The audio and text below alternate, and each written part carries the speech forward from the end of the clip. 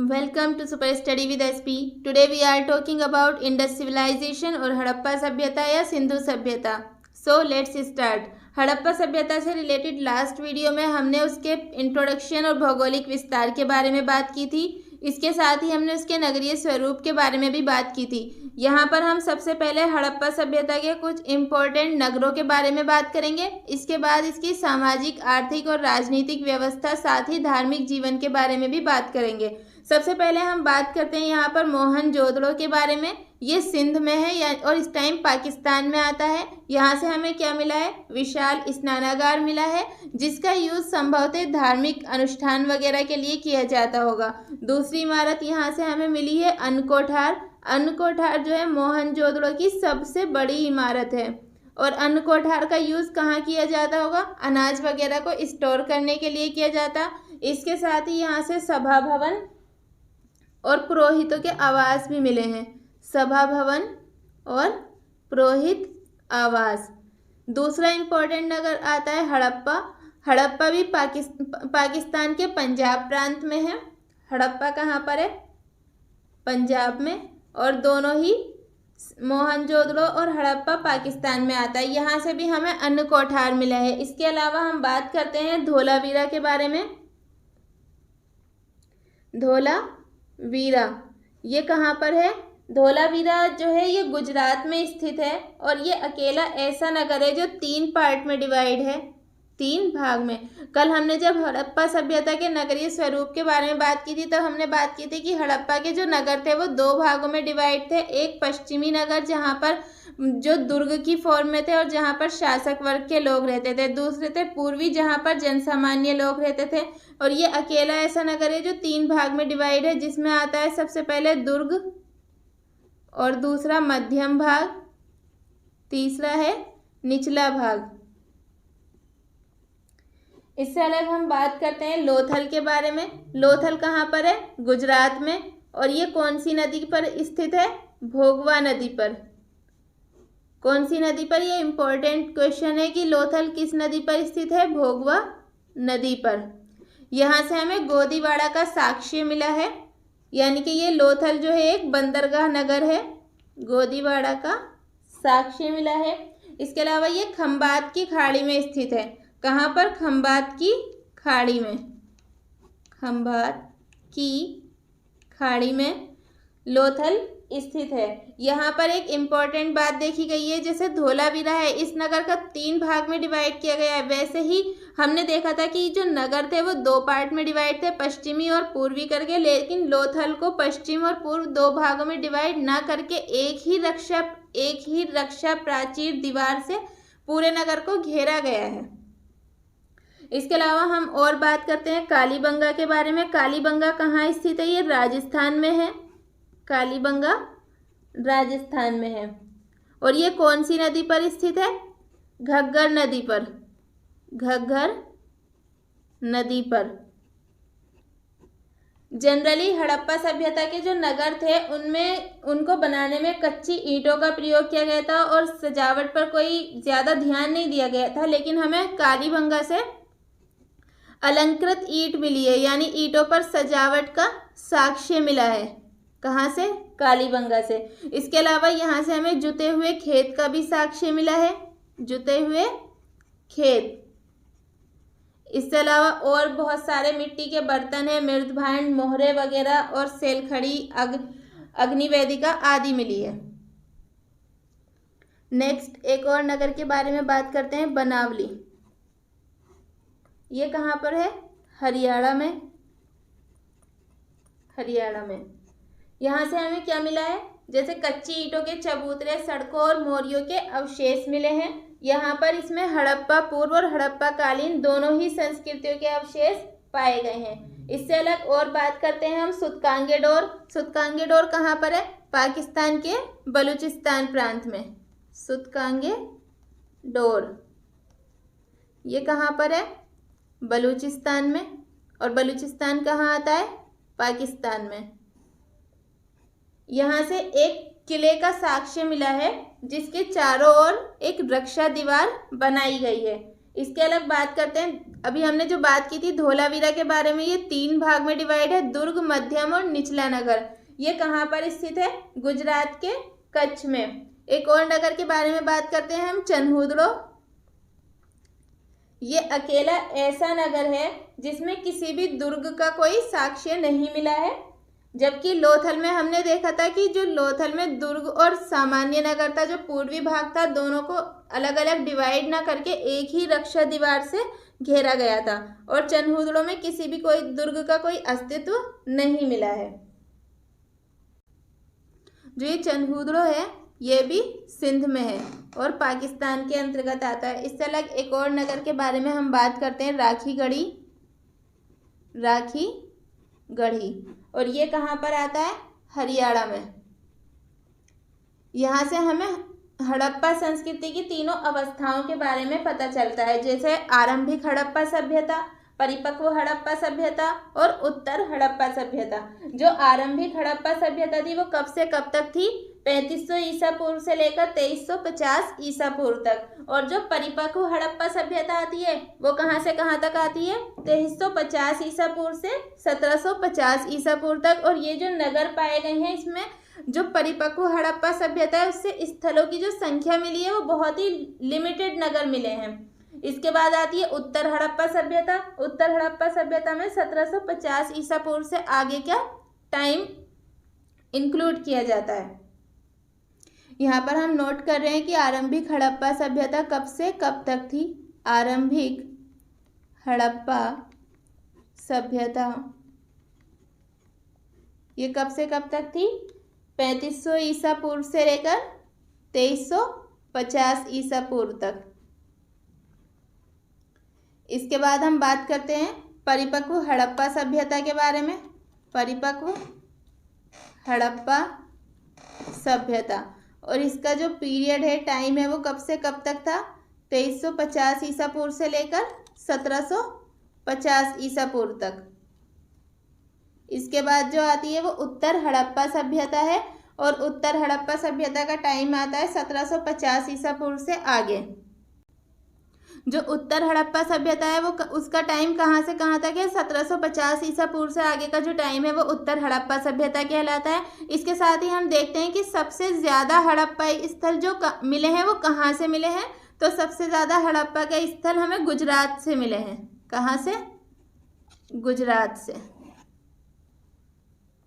ये जो हमने नगर देखे हैं ये सभी हड़प्पा सभ्यता के महत्वपूर्ण नगर हैं। अब हम हड़प्पा सभ्यता की आर्थिक व्यवस्था के बारे में बात करते हैं। अब हम सिंधु सभ्यता की आर्थिक व्यवस्था में देखते हैं कि यहाँ पर जो मुख्य कार्य था अर्थव्यवस्था से रिलेटेड वो क्या था? कृषि कार्य।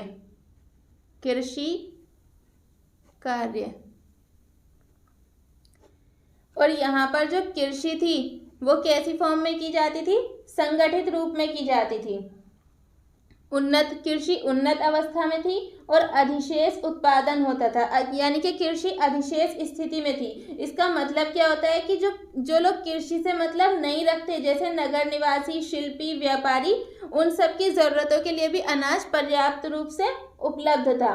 और यहाँ पर किस किस की खेती की जाती थी? गेहूँ, जौ, कपास आदि की। अभी हमने देखा था कालीबंगा के बारे में, तो कालीबंगा से हमें क्या मिला है? जुते हुए खेत का साक्ष्य मिला है, ये जो कि कृषि से ही रिलेटेड है, जुते हुए खेत। इसके अलग बात करें तो बनावली। बनावली कहाँ पर है? ये हरियाणा में।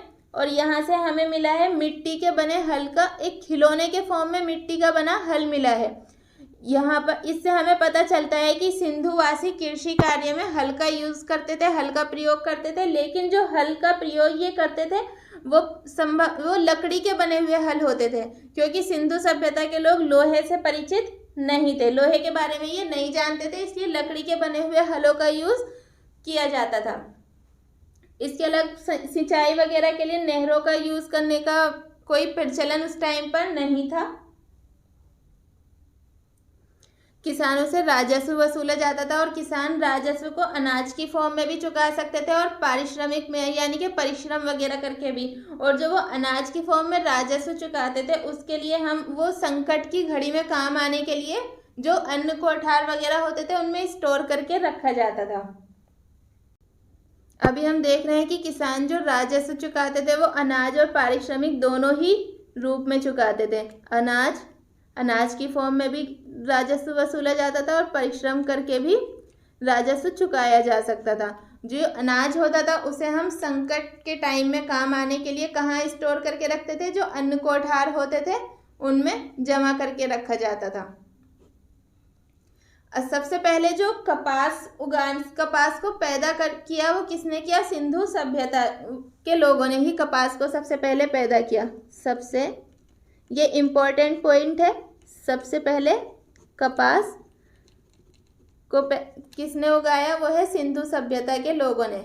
सिंधु सभ्यता। जो लोथल और रंगपुर नगर हैं, लोथल और रंगपुर से हमें धान की भूसी का साक्ष्य मिला है। इससे हमें पता चलता है कि वो लोग धान भी उपजाते थे। इसके अलावा लोथल से और रंगपुर से क्या मिला है हमें? धान की भूसी का साक्ष्य। धान की भूसी। इसके अलग और बात करें तो बनावली से जो है अच्छे किस्म का जौ, तिल और सरसों का ढेर मिला है। बनावली से क्या मिला है? जौ, तिल और सरसों का ढेर मिला है।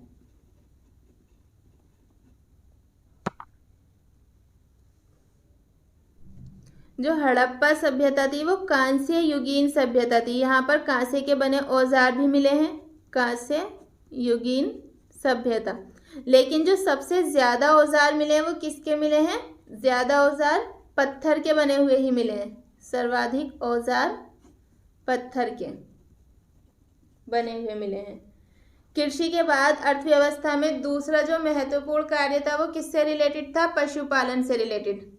किससे? पशुपालन। यहाँ पर ये लोग बहुत सारे पशु पालते थे, जैसे गाय, भैंस, बकरी, भेड़।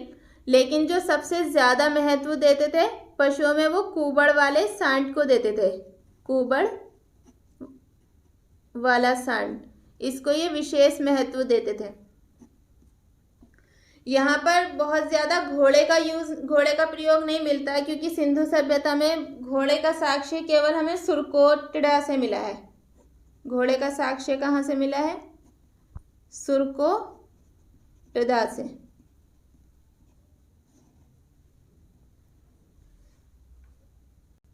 इसके साथ ही ये हाथी और गेंडे के बारे में भी जानते थे। अब हम सिंधु सभ्यता के आर्थिक व्यवस्था में एक और पॉइंट व्यापार के बारे में बात करते हैं। यहाँ पर हमने फर्स्ट पॉइंट देखा, जो महत्वपूर्ण कार्य था वो कृषि था। दूसरे नंबर पे पशुपालन आता है और थर्ड में हम बात करते हैं व्यापार। सिंधु सभ्यता में जो व्यापार था वो आंतरिक और विदेशी दोनों ही तरह से किया जाता था। आंतरिक व्यापार भी किया जाता था और विदेशी व्यापार भी, और ये दोनों ही उन्नत अवस्था में था।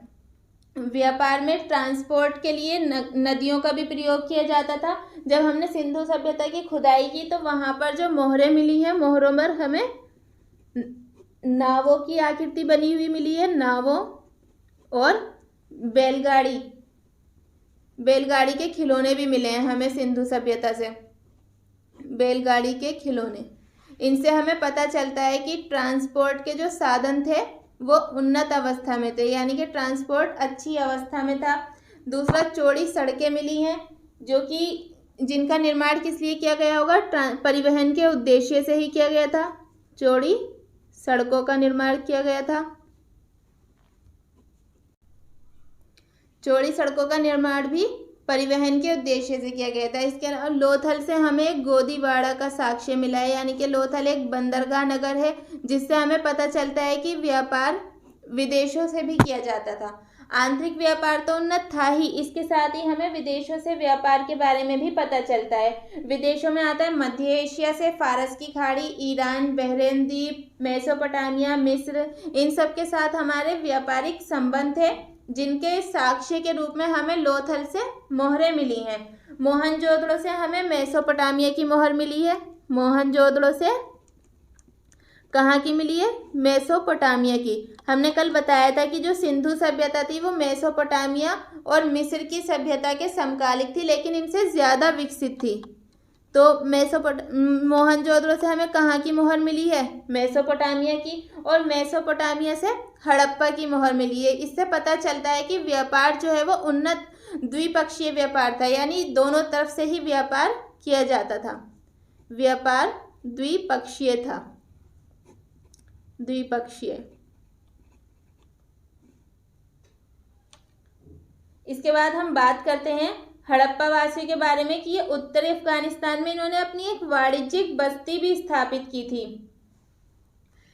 लगभग 2350 ईसा पूर्व के आसपास और उसके आगे मेसोपोटामिया के अभिलेखों में अगर हम देखें तो वहां पर एक वर्ड आता है मेलुहा। मेलुहा, मेलुहा किसका नाम था? सिंध का ही पुराना नाम था। किसका? सिंध क्षेत्र का पुराना नाम था मेलुहा, जो कि हमें कैसे पता चलता है? लगभग 2350 ईसा पूर्व के आसपास और उसके आगे के जो मेसोपोटामिया के अभिलेख हैं उनमें मेलुहा के साथ व्यापारिक संबंधों के बारे में बताया गया है। और मेलुहा किसका पुराना नाम है? सिंध का। इससे अलग इसी मेसोपोटामिया के अभिलेखों में जो है 2 मध्यवर्ती व्यापार केंद्रों का उल्लेख है, जो कि कहाँ कहाँ पर है? दिलमन और मकन में। दिलमन और मकन में। दिलमन किसका नाम है? दिलमन की जो पहचान की गई है वो बहरीन से की गई है, बहरीन। और मकन, मकरान।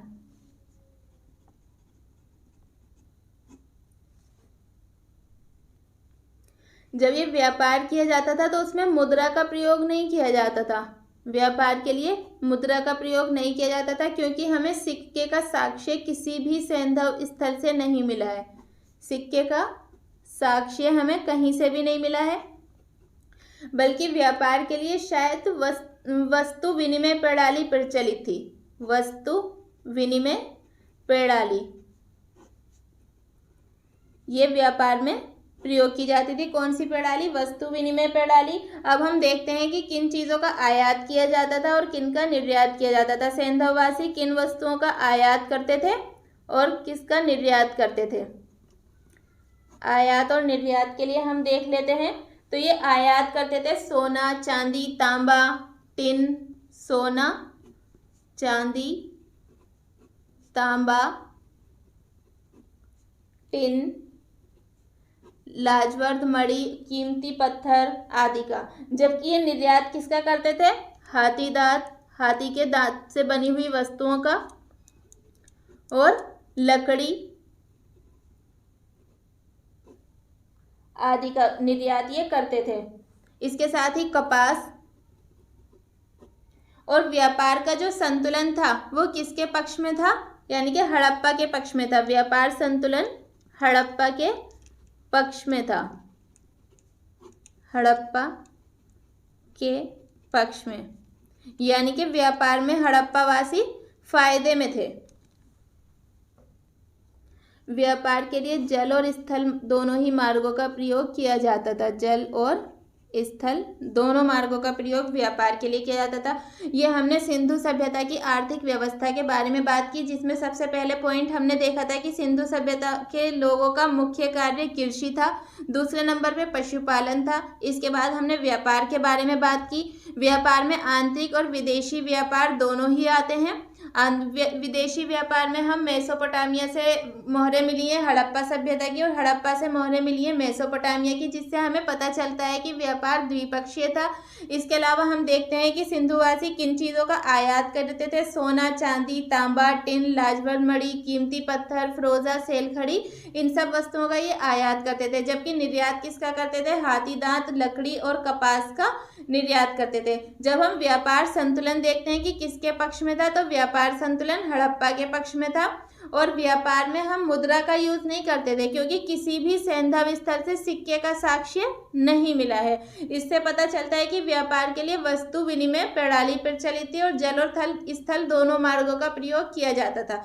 यानी कि आर्थिक व्यवस्था से रिलेटेड अगर हम इम्पोर्टेंट पॉइंट के बारे में बात करें सिंधु सभ्यता के, तब क्या क्या हो गया? इसमें 3 पॉइंट मेन हो गए जिनके बारे में हम लिख सकते हैं। कृषि, दूसरा है पशुपालन, और तीसरा है व्यापार। व्यापार में भी दोनों पॉइंट आ गए, आंतरिक और विदेशी व्यापार। आंतरिक व्यापार और बाह्य व्यापार, जिसे विदेशी व्यापार भी कह सकते हैं। आंतरिक और विदेशी। आंतरिक व्यापार जो हड़प्पा सभ्यता के अंदर होता था और विदेशी व्यापार जो हड़प्पा सभ्यता से अलग सभ्यताओं से होता था, जैसे मिस्र और मेसोपोटामिया की सभ्यता से। सिंधु सभ्यता से रिलेटेड नेक्स्ट वीडियो में हम सामाजिक व्यवस्था और धार्मिक व्यवस्था के बारे में बात करेंगे। इस वीडियो में इतना ही। अगर आपको वीडियो अच्छी लगी हो तो लाइक, शेयर एंड कमेंट्स करें और चैनल को सब्सक्राइब करना तो बिल्कुल ना भूलें।